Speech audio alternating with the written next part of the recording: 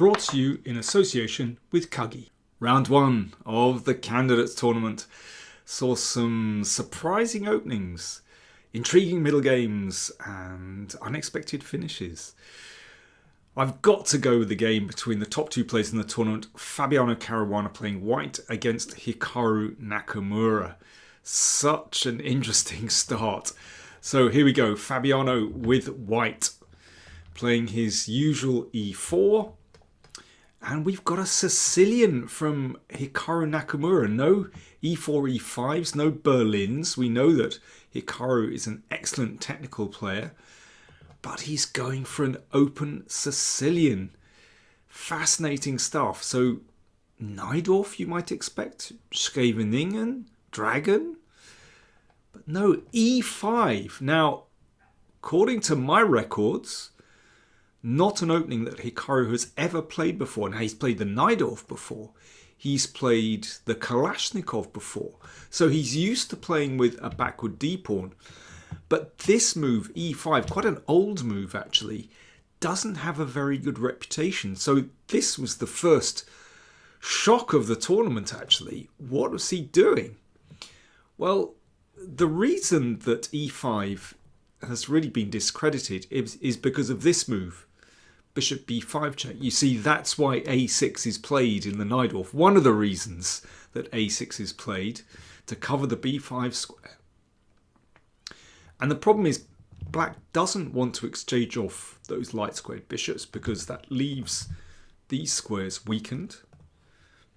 And knight d7, as Hikaru played, allows knight f5. And this is the problem with this variation. It's quite sticky for black.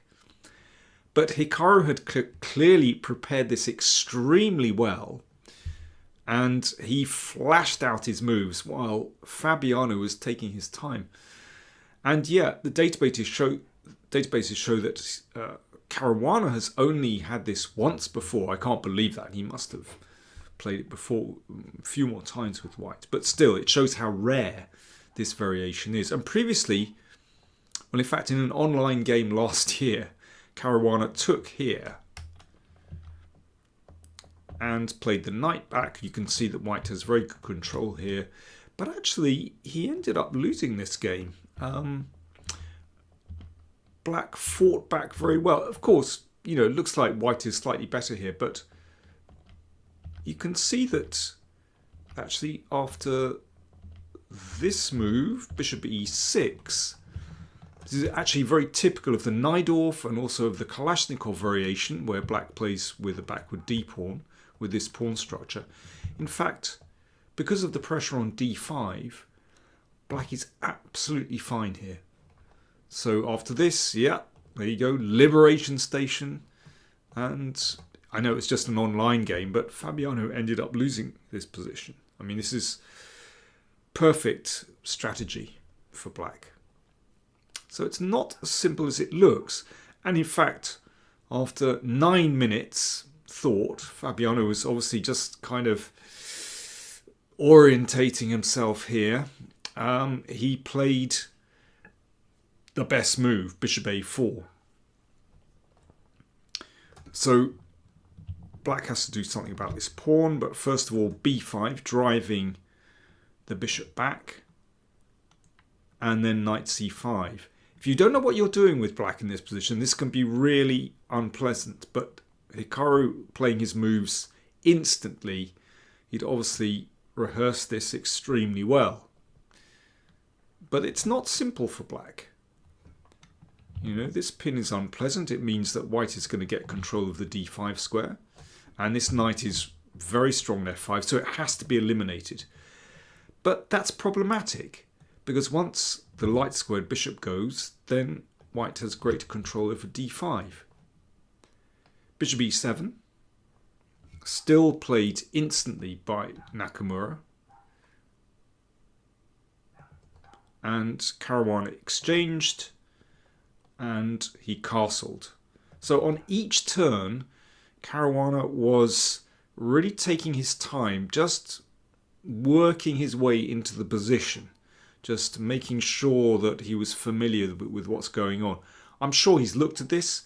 He's played theoretically one of the best lines for white, but it really doesn't do any harm just to make sure everything's okay, particularly when your opponent is playing instantly.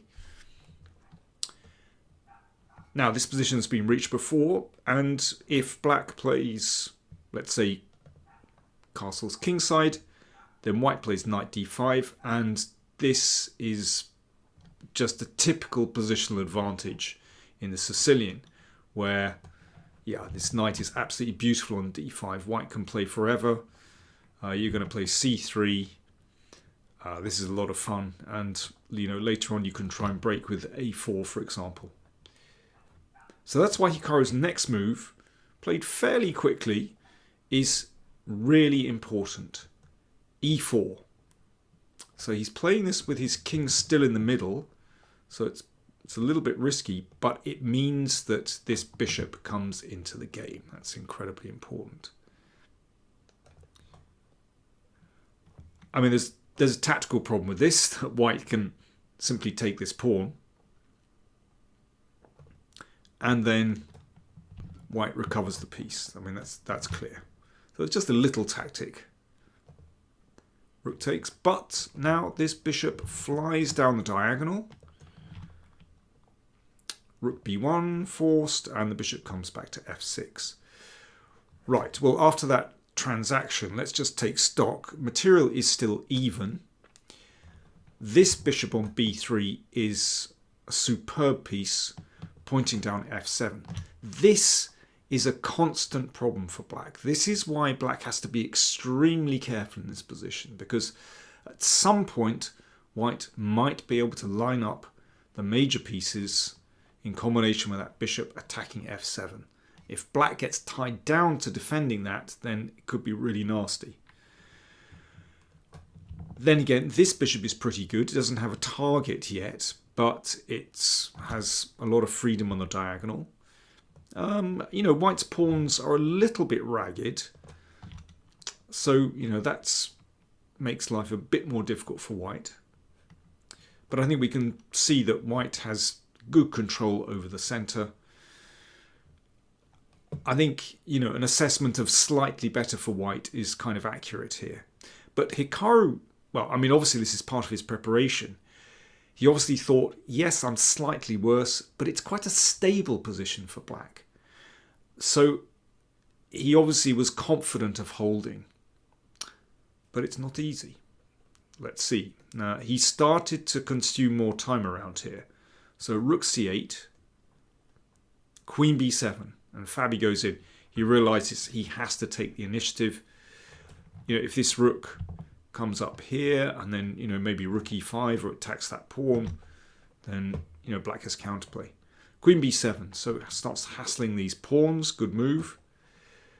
And here Hikaru thought for 34 minutes. Now, the time control is, I think it's 40 and 2. Yeah, it's 40 and 2. And then after the 40th move, they get 30 minutes and an increment of 30 seconds. So in that first time control, after 2 hours, there is no increment. So that's a little bit different to other tournaments. Personally, I like that. I don't like increments in say up to move 40. After that, of course, that's normal. But yeah, to move 40, no increments. So, 34 minutes, that's investing a lot of time. But Caruana invested more time, actually. But now, okay, rook c5, Hikaru looking for counterplay. Queen takes a6, rook takes f5, and rook d1. It's clear that white is better. You can see that all white's pieces are active. Material is even, but white has serious pressure here. It's not just that these pawns are potentially loose. I come back to this problem with f7. This rook is stuck on f8. It's very hard to get it into the game when f7 is so potentially vulnerable. d5 hits the rook, which swung over to b4, so this pawn looks like it's a goner. And Hikaru invested another 20 minutes here and came up with a really intriguing idea. He found bishop c3. It's a very, very clever move. So that pushes white into taking this pawn. And what did he do now? Rook takes f2. Brilliant idea from Hikaru. So he's managed to break through to the king to some extent. Okay, very quickly, what happens if king takes f2? Well, remarkably, just with these two pieces, black can conjure up an attack. So obviously stepping into the e-file doesn't look too good with a rook checking here. So let's say king g1. Then bishop d4 check. That can't be taken by the rook because that's mate. And after bishop e5, black has enough here to draw the game like this, threatening mate on h2. And let's say queen h2 check here. Well, if the king steps over, then actually black is going to win this position. So the king has to step back. And yeah, basically it's a draw. Just goes back and forth here. And so on. Yeah, so this is enough to actually draw the game. If the king comes up, black actually wins with queen h5. It's incredible how, you know, black's queen is so powerful here. And bishop f6 is a wonderful move. As I said, if the king ever steps to the e-file, that's going to be fatal. There is no way out for white in this position. So if king takes f2, it should be a draw. But Hikaru defended extremely well, or counterattacked, or anyway, played the right move. Rook takes pawn. Queen h4, and he brought the queen back to d3. So nice setup of pieces, everything protected. And here's another excellent move from Hikaru, rook f6. So it means if queen takes bishop, then queen check and mate. So this is nice. g3. And the queen swings over to defend the bishop. Well, if you put this position into your computer, you'll see that it thinks that white has a very, very clear advantage. But I tell you what, this one is not easy to play for white. And it's all to do with the king. And this is why I think Hikaru's strategy was very clever. If we could just move a pawn to f2 to cover the king, then yeah, that would be much easier to play. But with a slightly exposed king, this is not simple. And Fabiano was running a little bit short of time around here. Hikaru played the opening very, very quickly. And he had something like 35, 40 minutes left. Whereas Caruana was down to something like 12 or 13 minutes and still had 14 moves to play. So down to about a move a minute. And that's tricky when your king is exposed. Now he played king g2. And okay, it feels very natural to put the king on a light square when, you know, your opponent is sort of playing on the dark squares. Actually, the computer likes rook f1, and it has to be said, it is a logical move, because after this, you know, white is extremely active with these pieces, and the rook potentially coming back down to coming to d7. But after king g2, bishop b2, well, again, white has interesting options here. c4, with potentially pushing that pawn. There's a4, potentially pushing the pawn. It's not easy for black to generate play here. And rook d7, again, is an interesting move. Start to put pressure here, and you never know. Rook f1 could appear again to get through to f7. But Fabiano lost his nerve here and he played rook f5.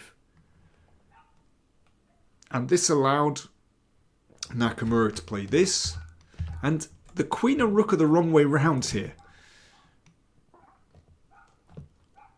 If we have a look at this.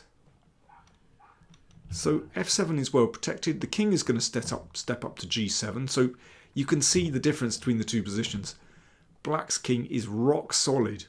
White's king, little bit exposed. Now Fabiano pushed this pawn and pushed again. And Hikaru defended excellently here.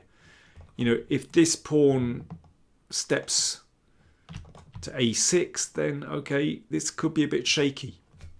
Rook a8. Great defensive move. Excellent move from Hikaru. If that's taken, then this is just a draw instantly. And so on. Queen e2. Draw by perpetual check. Obviously, if the king steps back, then the rook can be taken. And this pawn is now in trouble. So rook d5, rook a7. Nice careful move actually. Just defending the 7th rank. And Fabiano can't do much here. Queen d8, another excellent move. Hitting the pawn. Rook d5. Queen c7. h4. I mean, there's nothing really that white can do here. This pawn is dropping. So Fabiano just played h4. Allowed the pawn to be taken. Queen b7. First glance you might think, wow, this looks very serious for black. In fact, Hikaru, who judged this absolutely perfectly. The queen comes back to defend the bishop, so that after the check, the king just comes to h6. King is completely safe on h6. And this pawn really, it's pretty irrelevant. It can't advance. Basically, black is always going to have counterplay against the king. So let's have a look at this. King h3, queen e7, and the big point is that these opposite colour bishop endgames in this case are completely drawn. White can't make progress there. Fabiano played queen c4 and then queen e3. Hikaru offered a draw which was accepted. You can see that there's nothing doing here for white. Sooner or later, white is going to have to offer an exchange of queens because bishop e5 is coming with pressure here. So, you know, something like queen d3, again, we've got an opposite colour bishop endgame, which is completely drawn. And there's simply no way through there. So that was the final position. I thought that was a fascinating struggle. You know, Hikaru's opening was quite a gamble. He realised that he was going to get a slightly worse position here. Fabiano played it pretty well. But he also thought, well, it's fairly stable. I kind of know what sort of position I'm getting and I can fight here. And this was a fantastic idea. Even then, Fabiano was better, but he lost his nerve with rook f5, but he was short of time. So I think just a really intriguing struggle there. I should say that the other 3 games were also drawn. However, all really interesting games. I think in particular, if I can find the game between Firuzja and Pragnananda, this was, wow, what a struggle. I've just got to take you through one little bit here. Just here from this position. You can see such a tense position with these 2 rooks of Prague. He took a pawn on f3. This was a hot pawn to take. Knight c5. If that's taken, then there's a huge check on e8. Queen h5. This is amazing stuff. Now, the computer says that this move should be winning for white. Well, okay, I'll leave you to analyse that. Let me just show you the finish, because knight takes e6 looks incredibly strong. White's the exchange down, but rook e8 mate is threatened. But, okay, if you can find black's next move here, congratulations. How did Pragg save himself? This is absolutely brilliant. I'll give you a moment. Knight e5. Wow. What a move. Absolutely brilliant. So if pawn takes knight, black's the exchange up. And pretty safe because the e-file is now blocked. Rook takes e5 was played by Firuzja. And then Pragg was able to give up the rook and force a draw by perpetual check. Or threefold repetition if you want to split hairs. That was an amazing game. So there we go. Hope you enjoyed the round one of the candidates. This is going to be a long tournament. We're going to have so much drama. We certainly had it in